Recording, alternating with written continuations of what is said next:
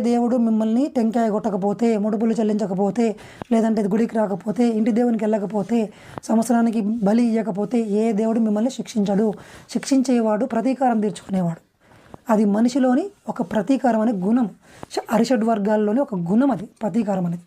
అది ఉంటే అది దేవుడే కాదు. నేను నిర్గుణుణ్ణి నిరాకారుణ్ణి అని చెప్పి దేవుడు చెప్పాడు, శాస్త్రంలో ఉంది. సో మనకు ఆ భయం లేకుండా నిర్భయంగా ఉండొచ్చు. ఏ దేవుడు పూజ ఎందుకు వదిలేసినామని శిక్షించడు. ఏ దేవుడు కూడా దీపం పెట్టలేదని మిమ్మల్ని అడగడు. మీకు ఎందుకంటే చెప్పాను ఇంతకుముందే, అది భక్తికి సంబంధించింది కాదు. గుడికి మీరు కోరికతో వెళ్తారు. దానం చేసేటప్పుడు కూడా దానం చేస్తే నాకు మంచిగా అవుతుందని చెప్పేసి మీరు దానం చేస్తారు. ఫలితాన్ని ఆశించి చేస్తారు. ఫలితం ఆశించి చేసేది అది పూజ కాదు, అది భక్తి కాదు, అది దేవునికి సంబంధమే లేదు. ఈ విశ్వంలో ఉన్న సృష్టి యొక్క యంత్రాంగం మీ కోరికలన్నీ నెరవేరుస్తుంటుంది అంతే. మీరు కోరుకుంది